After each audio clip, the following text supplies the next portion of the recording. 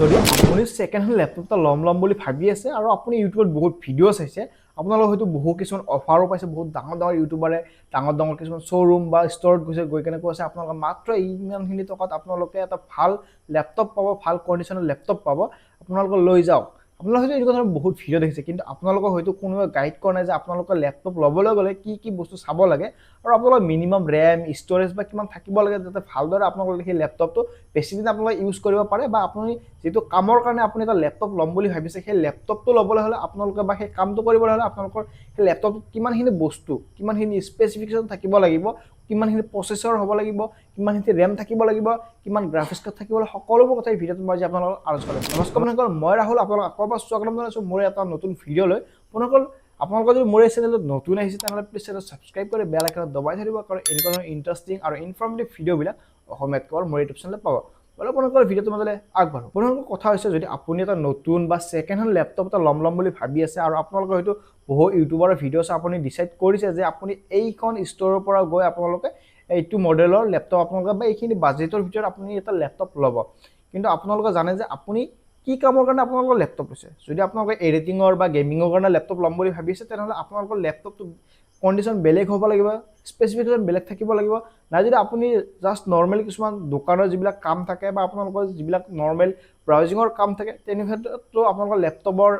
প্ৰাইচটো বেলেগ থাকিব বা স্পেচিফিকেশ্যনটো বেলেগ থাকিব বেলেগ কামৰ কাৰণে বেলেগ ল্যাপটপ বনোৱা হৈছে তাৰ ভিতৰতে কিছুমান নাজানে ভিডিঅ' চাই কোনোবা এজন ইউটিউবাৰে কৈছে এই মডেলটো ভাল হয় আপোনালোকে জাষ্ট কিনি লৈছে আৰু কিনাৰ কেইদিনমান পিছতে গম পাইছে যে আপুনি যেটো কাম কৰিম বুলি ভাবি এই ল্যাপটপটো লৈছে সেই কামটো ইয়াত কৰিবই নোৱাৰিব যেনেকৈ চাবলৈ গ'লে আপুনি যদি গেম খেলিম বুলি এটা ল্যাপটপ ল'ম বুলি ভাবিছে তেনেহ'লে আপোনালোক গেম খেলিম বুলি যেটো ভাবিছে সেই ল্যাপটপটো মিনিমাম আপোনালোকৰ গ্ৰাফিক্স কাৰ্ড এখন থাকিব লাগিবই এক্সটাৰ্নাল graphics card internal graphics card থাকিলে আপোনালোকৰ হয়তো গেম নচলিব আৰু যদি আপোনালোকে এডিটিং কৰিম বুলি ভাবিছে ইউটিউবৰ বা ফেচবুকৰ কাৰণে তেনেহ'লে সেই ল্যাপটপটো আপোনালোকৰ ইন্টাৰনাল যিখন গ্ৰাফিক্স কাৰ্ড থাকে তাত আপোনালোকৰ মিনিমাম 500 MB বা 1 GB থাকিলে আপোনালোকৰ আৰামছে চলি যাব কিন্তু গেমিঙৰ ক্ষেত্ৰত অলপমান বেলেগ হ'ব আৰু যদি আপোনালোকে জাষ্ট কম্পিউটাৰৰ যিবিলাক কোৰ্স থাকে কোৰ্স কৰিম বুলি ভাবিছে তেনে ক্ষেত্ৰত আপোনালোকৰ ল্যাপটপটো অলপ সিস্টেমটো বেলেগ হ'ব লাগিব বা আপোনালোকৰ স্পেচিফিকেশ্যন বেলেগ হ'লেও চলিব কিন্তু আপোনালোকে যদি ভাবিছে মই যেটো নৰ্মেল ব্ৰাউজিং কৰা ল্যাপটপ থাকে সেই ল্যাপটপত মই গেমও খেলিম আপোনালোকৰ এডিটিংও কৰিম সকলোবোৰ কামো কৰিম হয়তো আপোনালোকে নোৱাৰিব পাৰে সো আপোনালোকৰ বৰ্তমান সময়ত আপোনালোকৰ যেটা ল্যাপটপ ল'ম বুলি ভাবি আছে আপোনালোকৰ ল্যাপটপৰ মিনিমাম ৰেম কিমান থাকিব লাগিব মিনিমাম ষ্ট'ৰেজ কিমান থাকিব লাগিব মিনিমাম আপোনালোকৰ প্ৰচেছৰ কিমান হ'ব লাগিব সকলোবোৰ কথা এই ভিডিঅ'টোত মই আপোনালোকৰ লগত এতিয়া আলোচনা কৰিম তাক বন্ধুসকল বৰ্তমান সময়ত কেইদিনমান আগতে উইন্ডোজ 10 অফিচিয়েলি ডিসকন্টিনিউ কৰা হৈছে মানে উইন্ডোজ 10ৰ আপডেট বিলাক বন্ধ কৰা হৈছে অফিচিয়েলি সো আপোনালোকৰ যদি এটা ভাল ল্যাপটপ ল'ম বুলি ভাবি আছে আপোনালোকে সেই ল্যাপটপটো মিনিমাম উইন্ডোজ 11 চলা ল্যাপটপ এটা আপোনালোকে ল'ব ট্ৰাই কৰিব উইন্ডোজ 10 এটা আউটডেটেড হৈছে আপোনালোকে আপডেটেড নাপাব আৰু ভৱিষ্যতে আপোনালোকে হয়তো বহু কিছুমান প্ৰবলেম আপোনালোকে ফেচ কৰিব পৰা হ'বও পাৰে সেই কাৰণে কৈছো আপোনালোকে যেতিয়া এটা ল্যাপটপ ল'ম বুলি ভাবিব সেই ল্যাপটপটো মিনিমাম আপোনালোকে উইন্ডোজ 11 যাতে নৰ্মেলি ভালদৰে চলে আপোনালোকে সেইটো কথা আপোনালোকে মনত ৰাখিব মেইন হৈছে আপোনালোকৰ বৰ্তমান সময়ত সকলো উইন্ডোজ বা সকলো কম্পিউটাৰ সিস্টেমতে আপোনালোকৰ সকলো সফটওয়্যাৰতে আপোনালোকৰ AI ইনবিল্ড হৈছে আৰু AI ইউজও হ'বলৈ ধৰিছে সো আপোনালোকৰ যিবিলাক কাম আগতে এটা নৰ্মেল 2GB 4GB ল্যাপটপত কৰিছিলে সেইবিলাক কাম এতিয়া আপোনালোকৰ মিনিমাম 6GB বা 8GB ৰেমত থাকিব লাগিব কাৰণ সকলোবোৰ সফটওয়্যাৰে এতিয়া বৰ্তমান AI ইউজ কৰি আছে আৰু আপোনালোকৰ যদি ল্যাপটপটো একদম লো কোৱালিটিৰ হয় তেনেহ'লে হয়তো আপোনালোকৰ বহু কিছুমান কাম আপোনালোকে কৰিব নোৱাৰিব পাৰে সো আপোনালোকে যেতিয়া ল্যাপটপ ল'ব যাবা আপোনালোকে